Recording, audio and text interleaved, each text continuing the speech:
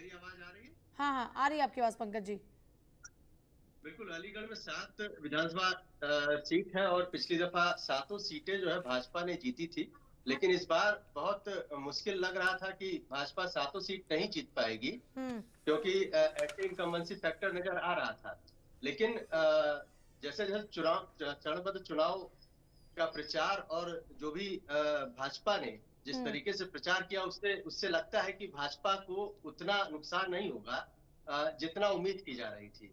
यहाँ भारतीय जनता पार्टी कम से कम 4 सीटें जो है निकालेगी। बाकी समाजवादी पार्टी और राष्ट्रीय लोकदल एक सीट ले जा रही है।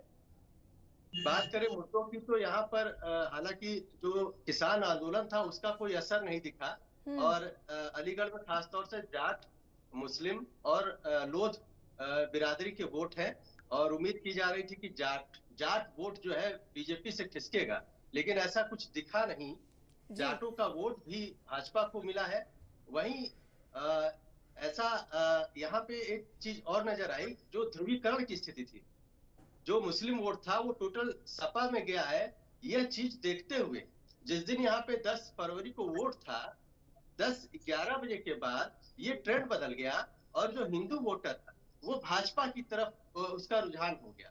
तो ये भी एक फैक्टर है कि जो ध्रुवीकरण है जो भाजपा करना चाह रही थी। हम्म। और उस समय हिजाब का प्रकरण आप देखिए, पलायन का देखिए, और खासतौर से कानून व्यवस्था का देखिए, और खासतौर से जो भाजपा ने बुलडोजर को लेकर प्रचारित किया है, इन सब को देखते हुए जो है भाजपा की तरफ पब्लिक का रुझान हुआ है। और भाजपा को मतलब जो है हालांकि उतना नुकसान नहीं हो रहा है जी। जितना उम्मीद की जा रही थी। ओके, मतलब अपेक्षा से परे यहाँ नतीजे हैं। पहले शुरुआती दौर में जब पहले फेज का चरण का जब मतदान शुरू हुआ तो ये लग रहा था कि मानो इस बार न जाने कितना नुकसान बीजेपी को झेलना पड़ेगा, लेकिन कवर अप कर लिया बीजेपी ने। तमाम दिग्गजों को चुनावी मैदान में उतारकर, अमित शाह से लेकर जेपी नड्डा, सभी तमाम दिग्गज। उसके बाद और सबसे बड़ा चेहरा खुद प्रधानमंत्री मोदी का चेहरा जिस तरीके से अंदर एंटर हुआ, उसके बाद तो और बीजेपी की बल्ले बल्ले होनी शुरू हो गई।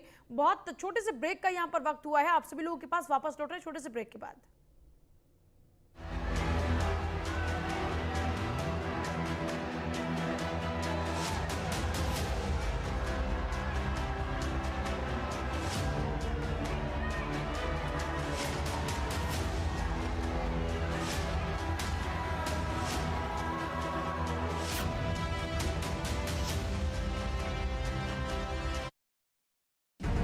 आज भारत की प्रगति देश के कोने करते हैं तो स्थानीय फैक्टर अलग अलग सीटों की स्थितियां अलग अलग रही हैं, जिनको देख करके लगता है स्थानीय फैक्टर जो रहे हैं उन्होंने महत्वपूर्ण भूमिका निभाई है। हम बात करते हैं यहाँ की सबसे महत्वपूर्ण और वीआईपी विधानसभा महाराजपुर की। महाराजपुर तत्कालीन मंत्री सतीश महाना जी की महत्वपूर्ण सीट है, वीआईपी सीट मानी जाती है। यहाँ पर जो समीकरण है वो सीधे सीधे भाजपा के खाते में जाते हुए दिख रहे हैं।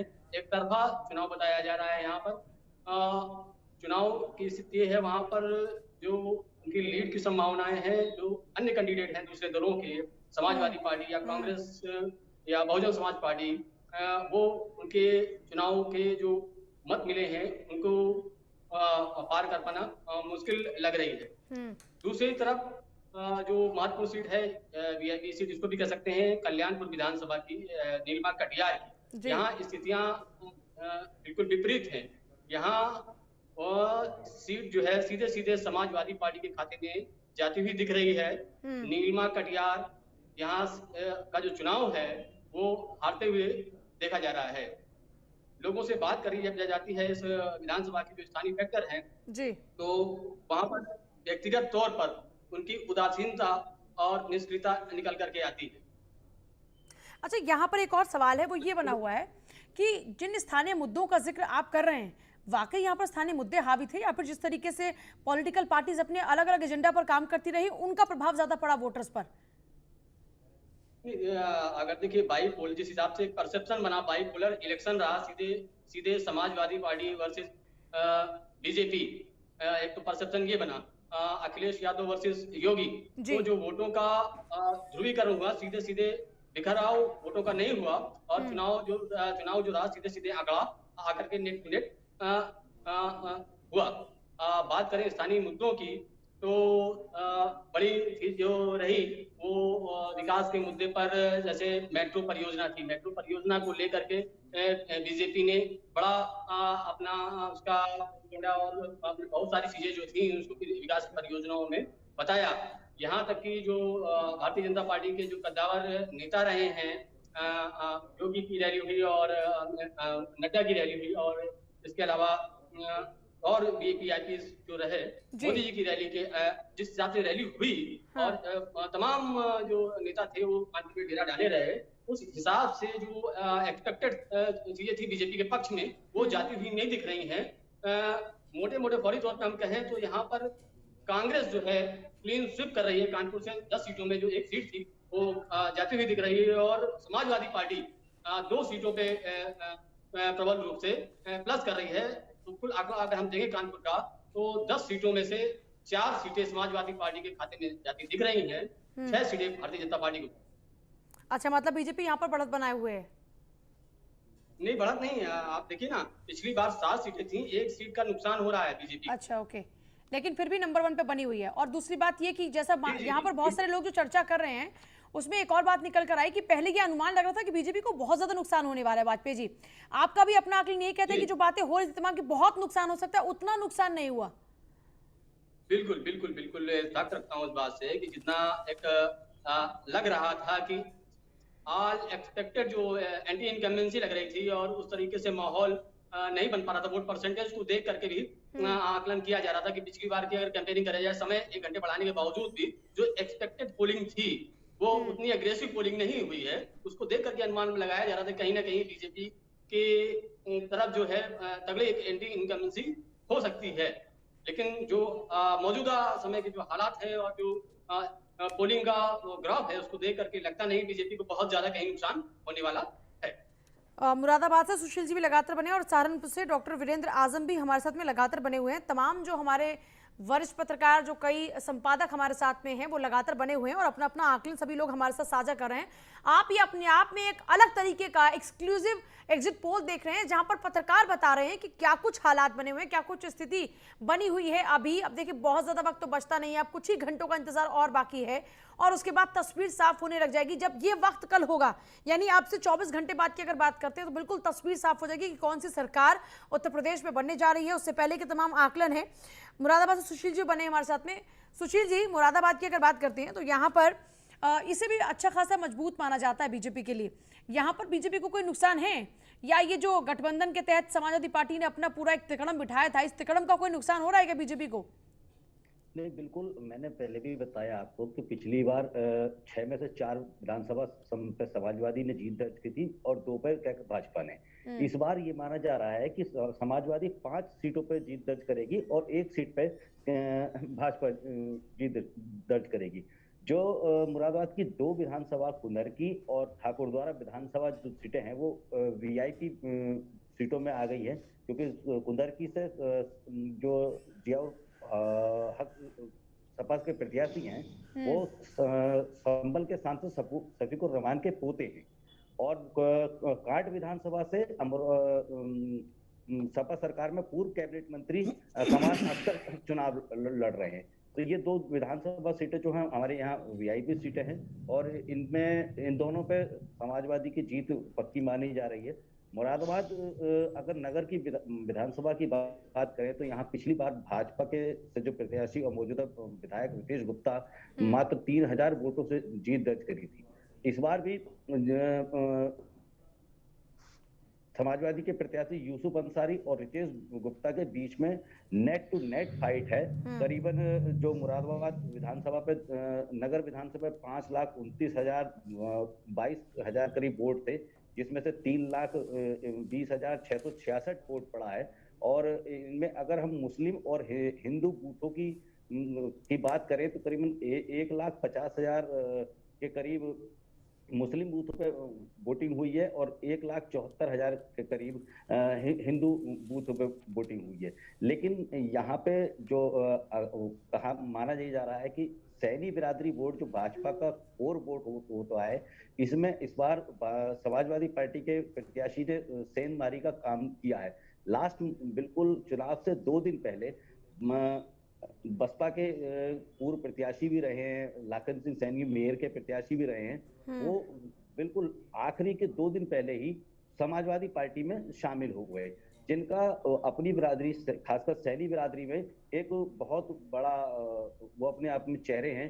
तो ये माना गया कि सैनी बिरादरी जो है उनके आने सपा में शामिल होने के बाद सैनी बिरादरी का वोट भाजपा से कटकर सपा में गया है। ऐसी अगर वोटरों की बात करें, खासकर जाटव वोटों की बात करें, तो मुरादाबाद नगर विधानसभा पे सहित सारी विधानसभाओं में ये माना जा रहा है कि जो जाटव वोट में खासकर पढ़ा लिखा तबके का जो वोट है वो समाजवादी पार्टी पे इस बार गया है। और जो वैसे बसपा का जो कोर वोट है जो बिल्कुल हाथी के अलावा कहीं नहीं जाता, वो हाथी पे है। मतलब ये हुआ कि शुरुआती दौर में सपा और गठबंधन ने अच्छी खासी बढ़त बनाई हुई है और शिकस्त इन जगहों पर बीजेपी को बड़ी जबरदस्त तरीके से दिया है। ऐसा भी नहीं कोई कि थिन मार्जिन है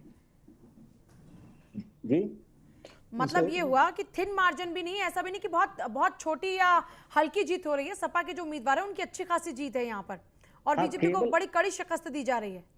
हाँ, केवल नगर विधानसभा पे बिल्कुल नेट टू नेट फाइट रहेगी। और जो जैसे मैंने कहा कि पिछली बार रितेश गुप्ता 3000 करीब वोटों से जीत दर्ज करी थी, अगर इस बार भी दोनों में कोई सपा या बसपा का कोई भी प्रत्याशी जीत दर्ज करता है तो वो 3000 या 5000 के करीब जीत का अंतर रहेगा। बाकी विधानसभाओं पे जो है वो अच्छा खासा मार्जिन जीत का रहेगा। सत्यप्रकाश जी बने हमारे साथ चित्रकूट से। सत्यप्रकाश जी, चित्रकूट में क्या तस्वीर है, कितना नंबर है किस पॉलिटिकल पार्टी का? जी, हमारे यहाँ 2 विधानसभा सीटें हैं, चित्रकूट और मणिपुर, जो अभी तक दोनों भाजपा के पास थी और इस बार दोनों सीटों पर गुणात्मक मुकाबला है और बेहद नजदीकी मुकाबला है, जिसमें चित्रकूट विधानसभा में सपा, बसपा और भाजपा से यहाँ पीडब्ल्यूडी के जो राज्य मंत्री हैं लोक निर्माण विभाग के चंद्रिका उपाध्याय, उनके और अनिल प्रधान जो समाजवादी पार्टी के कैंडिडेट हैं उनके बीच सीधी फाइट है। और ये मणिपुर की सीट चूंकि गठबंधन में गई थी, राज्य गठबंधन में अपने पास, तो अविनाश चंद्र द्विवेदी वहां लड़ रहे हैं और करबी के पूर्व विधायक थे जो दस ददुआ के बेटे हैं वीर सिंह पटेल, वो मणिपुर से उनके सामने समाजवादी पार्टी से हैं।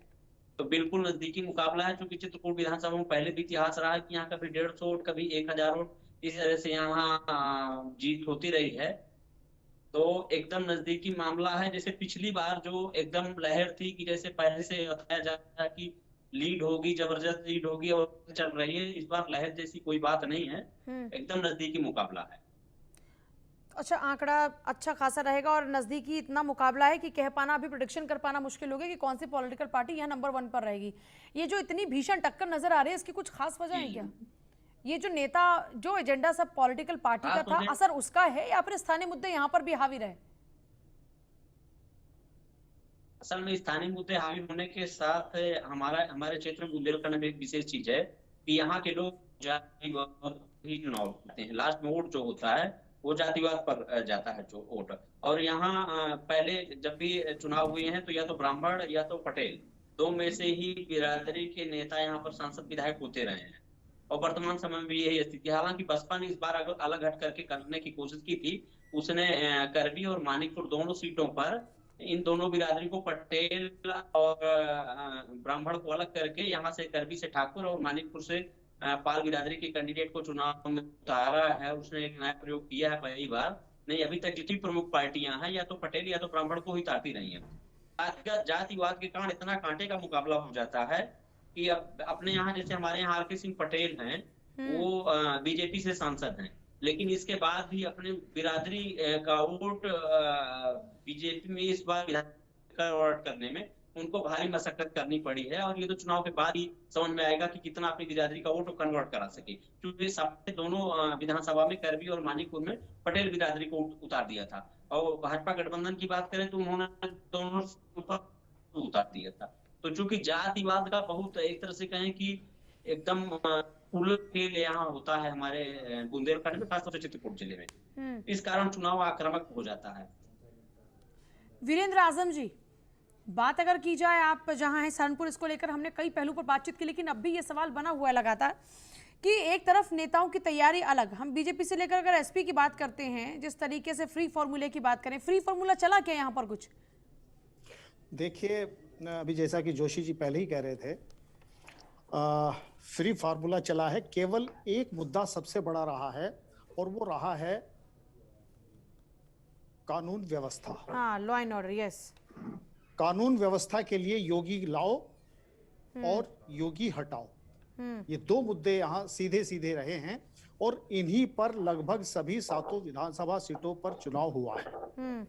मैं सबसे पहले आपको ले चलता हूं नकुड़ विधानसभा सीट, जो कि वीआईपी सीट है और यहाँ से जो अभी भारतीय जनता पार्टी में आयुष राज्य मंत्री रहे हैं डॉक्टर धर्म सिंह सैनी, और बसपा के मायावती जी के मंत्रिमंडल में भी वो कैबिनेट मंत्री रहे हैं, वो यहाँ इस बार समाजवादी पार्टी से चुनाव लड़ रहे हैं। और उनके मुकाबले पर भारतीय जनता पार्टी ने एक पूर्व ब्लॉक प्रमुख मुकेश चौधरी को मैदान में उतारा है।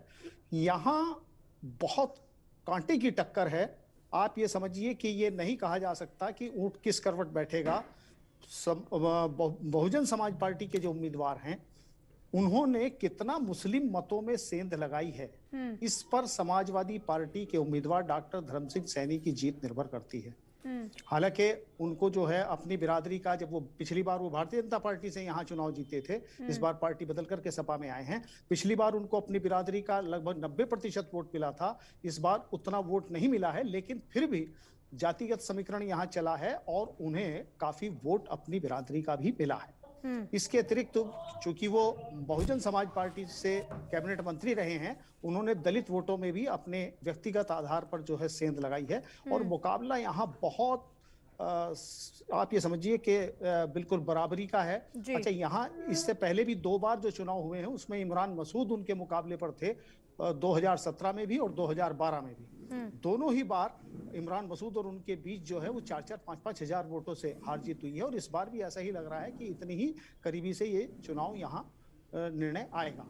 दूसरी सीट सहारनपुर नगर की है। ये भी बड़ी प्रतिष्ठापूर्ण सीट है भारतीय जनता पार्टी के लिए, क्योंकि यहाँ भारतीय जनता पार्टी लगभग आप ये समझिए कि 6 बार ये सीट रही है। 69 में यहाँ जनसंघ के जगन्नाथ खन्ना चुनाव जीते थे। उसके बाद 1991, 1993, 2007, 2012 और 2014 के उपचुनाव में यहाँ भारतीय जनता पार्टी चुनाव जीती थी। लेकिन 2017 के चुनाव में यहाँ समाजवादी पार्टी के संजय गर्ग, जो मायावती के शासनकाल में राज्य मंत्री भी रहे हैं और पहले भी 2 बार 3 बार चुनाव जीत चुके हैं, वो यहाँ समाजवादी पार्टी के कैंडिडेट हैं और उनके मुकाबले पर राजीव गुम्बर, जो 2014 का उपचुनाव जीते थे, वो मुकाबले पर हैं। यहाँ एक तरफ तो जो मुस्लिम मत हैं उनमें समाजवादी पार्टी का वर्चस्व रहा ही है, लेकिन इसके साथ उनके साथ एक प्लस पॉइंट ये रहा है, उनको क्रिश्चियन वोट भी मिला है, उनको कुछ सिखों का वोट भी मिला है, उनको कुछ वाल्मीकियों का वोट भी मिला है, अपने समाज के वोटों में भी उन्होंने सेंध लगाई है। इस दृष्टि से वो मुख्य मुकाबले में आ गई है और मुकाबला बहुत बराबरी का है। आप ये समझिए कि इस सीट पर अप्रत्याशित परिणाम सामने आने वाला है। इसके बाद मैं आपको बात करना चाहता हूँ देवबंद की। देवबंद विश्व प्रसिद्ध इस्लामी इदारा वहाँ दारुल उलूम है और वहाँ से 2017 में भारतीय जनता पार्टी के ब्रजेश सिंह चुनाव जीते थे। इस बार भी भारतीय जनता पार्टी ने उन्हीं पर दांव लगाया है और समाजवादी पार्टी के उम्मीदवार के रूप में उनके सामने कार्तिकेय राणा है। कार्तिकेय राणा वो उम्मीदवार हैं जिनके पिता राजेंद्र राणा यहाँ से मंत्री रहे हैं और जिन्होंने 38 विधायक तोड़ करके बसपा के मुलायम सिंह की सरकार बनवाई थी। उनके बेटे कार्तिकेय राणा हैं। वहां एक समस्या जो भारतीय जनता पार्टी उम्मीदवार के सामने आ रही है वो ये है कि उनसे ठाकुर वोट कुछ व्यक्तिगत रूप से नाराज रहा है ब्रजेश सिंह से, जो भारतीय जनता पार्टी के उम्मीदवार हैं। लेकिन इसके बावजूद भी चूंकि वहां एक बार नहीं 2-2 बार नड्डा जी, अपने अमित शाह और योगी आदित्यनाथ, इन सब लोगों ने देवबंद पर भी फोकस किया है, तो अंत में ठाकुरों का वोट वापस भारतीय जनता पार्टी की ओर मुड़ा है। लेकिन यहाँ गुजर मतों का नुकसान थोड़ा भारतीय जनता पार्टी को हुआ है, वो बसपा के अजब सिंह की तरफ झुका है। तो मुकाबला यहाँ भी बहुत नजदीकी का है और कोई भी अप्रत्याशित परिणाम यहाँ आ सकता है। रामपुर मनिहारान, जो पहले नागल विधानसभा सीट होती थी और 2012 परिसीमन के बाद ये रामपुर मनिहार सुरक्षित सीट बनी है। यहाँ भारतीय जनता पार्टी के देवेंद्र निम चुनाव मैदान में हैं 2017 में भी वह चुनाव जीते थे और भारतीय जनता पार्टी के सामने अपनी सीट को बचाने की बड़ी चुनौती है। उनके सामने बसपा के राजेंद्र मौलू और गठबंधन के रालोद से विवेक कांत, जिनके पिता पहले जगपाल सिंह एमपी रहे हैं हरिद्वार से, उनके बेटे विवेक कांत हैं, वो चुनाव लड़ रहे हैं। यहाँ बसपा और दलित वोटों का और मुस्लिम वोटों का में कितनी सेंध रविंद्र मौलू ने लगाई है, बसपा के कैंडिडेट ने, वो पहले वहां से विधायक भी रह चुके हैं। इस पर हार जीत तय कर रही है भारतीय जनता पार्टी के उम्मीदवार की। लेकिन ये सीट जो समीकरण है उसमें भारतीय जनता पार्टी यहाँ भारी दिखाई दे रही है। मुझे लग रहा है कि भारतीय जनता पार्टी ये सीट अपनी बचा ले। गंगो विधानसभा सीट जो बिल्कुल मुजफ्फरनगर के बॉर्डर से लगी हुई है, यहाँ भारतीय जनता पार्टी ने 2019 उपचुनाव में किरत सिंह को उम्मीदवार बनाया था और इस बार भी उन्हीं को मैदान में उतारा है। उनके सामने बहुजन समाज पार्टी के नोमान मसूद, जो इमरान मसूद के भाई हैं, काजी रशीद मसूद के भतीजे होते हैं, वो मैदान में है। और समाजवादी पार्टी से चौधरी यशपाल सिंह, जो प्रदेश में कैबिनेट मंत्री रहे हैं, सांसद रहे हैं और पश्चिमी उत्तर प्रदेश के बड़े गुजर नेता माने जाते थे, उनके बेटे वहां चुनाव लड़ रहे हैं। तो ये भी यहाँ भी सीट बड़ी कांटे का चुनाव है। यहाँ इस बात पर डिपेंड करेगा कि नोमान मसूद ने इस बार मुस्लिमों में कितनी हिस्सेदारी की है। अगर उनकी तरफ मुसलमान वोट ज्यादा गया है, जो उनका एक परंपरागत वोट रहा है, क्योंकि इससे पहले भी नोमान मसूद वहां चुनाव लड़ चुके हैं, 2 चुनाव 3, उस पर डिपेंड करता है कि भारतीय जनता पार्टी वहां चुनाव जीतेगी या नहीं जीतेगी। क्योंकि समाजवादी पार्टी का वोट बैंक मुस्लिम है और अगर उसमें बसपा के नोमान मसूद ने सेंध लगाई है तो उसका फायदा सीधे सीधे भारतीय जनता पार्टी के किरत सिंह को पहुंचेगा। कांग्रेस के उम्मीदवार यहाँ अशोक सैनी हैं और क्योंकि इस सीट पर सैनी भी एक अच्छी तादाद में है, उन्होंने भी काफी सैनी वोटों में लगाई है। इसका नुकसान हालांकि भारतीय जनता पार्टी को होता दिखाई दे रहा है, लेकिन इस सब के बावजूद भारतीय जनता पार्टी यहाँ इस त्रिकोणात्मक मुकाबले में 21 बनी हुई है। बेहट के बारे में मैंने आपको बताया ही था और नकुड़ के बारे में अभी आपको बताया है। एक जिक्र मैं इसके, क्योंकि सहारनपुर मंडल में मुजफ्फरनगर और शामली भी आते हैं, पड़ोस का जिला शामली है और शामली में 3 विधानसभा सीटें हैं। वहां मुझे 2 विधानसभा सीटें समाजवादी पार्टी को और तीसरी विधानसभा सीट जो कैराना की है, वहां हुकम सिंह जो मंत्री होते थे, उनकी बेटी मरगांका का चुनाव लड़ रही हैं। अगर भारतीय जनता पार्टी को वो ये नाहिद हसन के नाम पर इतनी जो राजनीति हुई, इसका भी कुछ असर है क्या उधर? जी, किस पर? जिस तरीके से लगातार, चलिए मैं एक सेकंड आपके पास आती हूँ। हमारे साथ में और भी तमाम जो संपादक हैं, जो तमाम मेहमान हैं, वो बने हुए हैं, उनकी तरफ भी एक बार रुख करते हैं। और अलीगढ़ से आलोक जी भी बने हुए हैं, आजमगढ़ का एक बार हम रुख कर लेते हैं एक बार फिर से। सर ये बताइएगा, आजमगढ़ को लेकर हमारी जब बातचीत हो रही थी तो वहाँ पर ये हुआ कि ऐसा नहीं कि क्लीन स्वीप है यहाँ पर सपा के लिए मामला, टफ फाइट ऑलमोस्ट हर जगह पर है। यहाँ पर भी बीजेपी की प्रेजेंस कितनी स्ट्रांग है? बीजेपी की यहाँ कोई लड़ाई नहीं है। बीजेपी यहाँ बताया ना कि पिछली बार एक सीट जीती थी और वो भी अपने दम पर नहीं जीती थी, और रमाकांत यादव के नाम पर जीती थी। रमाकांत यादव भाजपा हुआ करते थे, इस बार वो छोड़ दिए हैं और उस सीट पर स्वयं रमाकांत यादव समाजवादी पार्टी से लड़ रहे हैं। 4 बार विधायक रह चुके हैं, 3 बार सांसद रह चुके हैं। इतना से वहाँ कोई लड़ाई का मामला नहीं बन रहा है। और ये आजमगढ़ जिला हमेशा से, ये चौधरी साहब के जमाने से समाजवादियों का गढ़ है। और आपको एक बात बताऊं कि चौधरी साहब हमेशा कहते थे मैं बागपत छोड़ सकता हूँ लेकिन आजमगढ़ नहीं छोड़ सकता।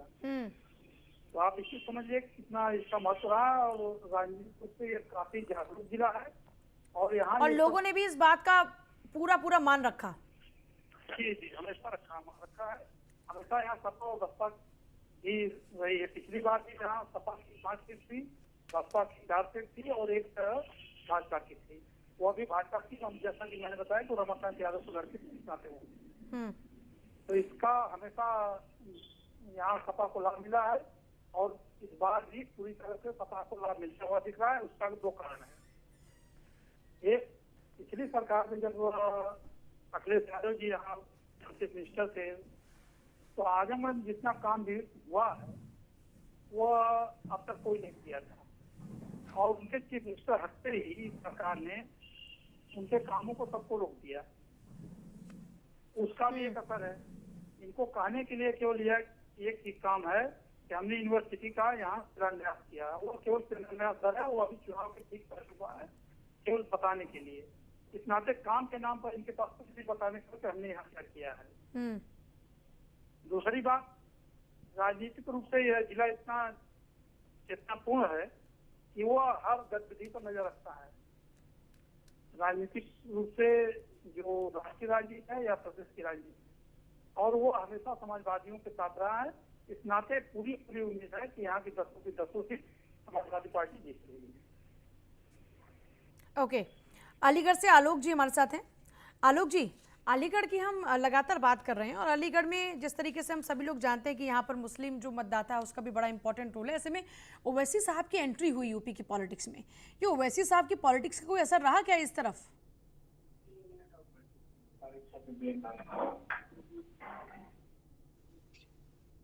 आलोक जी, आवाज नहीं आ रही आपकी। हेलो, आवाज आ रही? हाँ, अभी आ रही है। बिल्कुल। इस बार मुस्लिम वोट जो रुझान रहा है वो समाजवादी पार्टी की तरफ रहा है। और हालांकि ओवैसी साहब ने बहुत कोशिश की उत्तर प्रदेश में मुसलमानों को रिझाने की, और यहाँ पर एक सपा के नेता है हाजी जमीरुल्लाह, उनका एक बयान भी आ गया था। जयंत चौधरी से उनकी कुछ मतलब जो है कुछ तकरार हो गई थी, जिसको लेकर के ओवैसी साहब ने एक बयान भी दिया था कि हमारी पार्टी में होते तो हम आपको जो है सराखों में बैठाते। तो कहीं ना कहीं ओवैसी साहब ने मुस्लिम वोटरों को लुभाने की कोशिश की, लेकिन वो चीज हो नहीं पाई। जिस तरीके से पश्चिम बंगाल में ओवैसी साहब खाली हाथ रहे, उसी तरीके से उत्तर प्रदेश में खासतौर से अलीगढ़ में ओवैसी साहब आए थे यहाँ पे प्रचार करने के लिए। भीड़ तो जुटा लेते हैं लेकिन वो वोट कन्वर्ट नहीं कर पाते। तो जो मुस्लिम वोट बैंक है वो 70 से 80% जो है समाजवादी पार्टी की तरफ गया, और यही कारण है कि जो ध्रुवीकरण हो गया। जब मुस्लिम वोट बैंक एक साथ सपा में गया है, तो वहीं फिर जो हिंदू वोट बैंक है वो भाजपा की तरफ चला गया। जो भाजपा ने जिस तरीके से प्रचार किया उसका असर जो है वो यहाँ मतदाताओं पे रहा। खासतौर से उस समय जिन्ना का प्रकरण उठा दिया, हिजाब प्रकरण उठा दिया, इस तरीके के मुद्दे भाजपा लेकर के आई। और उसके बाद फिर बात करें किसान आंदोलन की, किसान आंदोलन का कोई मुद्दा जो है प्रथम चरण के चुनाव में कोई असर नहीं किया। वहीं जो मुस्लिम वोट बैंक है वो टोटली समाजवादी पार्टी की तरफ गया हुआ है, जिससे जो चुनाव है वो बहुत दिलचस्प हो गया है। और भाजपा को कड़ी टक्कर जो है समाजवादी पार्टी दे रही है। चलिए, मुस्लिम वोट बैंक जो है वो पूरा का पूरा समाजवादी पार्टी में इस बार पूरा का पूरा एकजुटता के साथ सपा के साथ में मुस्लिम वोट बैंक है। सभी का शुक्रिया इस पूरी बातचीत के लिए, और जिस तरीके से जितनी बारीकी के साथ में आप लोगों ने पूरी बात समझाने की कोशिश की, वहाँ का सियासी समीकरण समझाने की जो पूरी कोशिश की है। उम्मीद है कि जो हमारे तमाम दर्शक इस वक्त न्यूज़ वन इंडिया देख रहे हैं, उसके बाद भी जो लोग देखेंगे हमारा ये कार्यक्रम, जाहिर सी बात है उनको भी वहाँ की जो तमाम पेचीदगियाँ हैं या जो मुद्दे रहे, किसने कहाँ पर क्या गलती की, वो आपको बखूबी समझ आया होगा। रुक रहे बहुत ही छोटे से ब्रेक के लिए।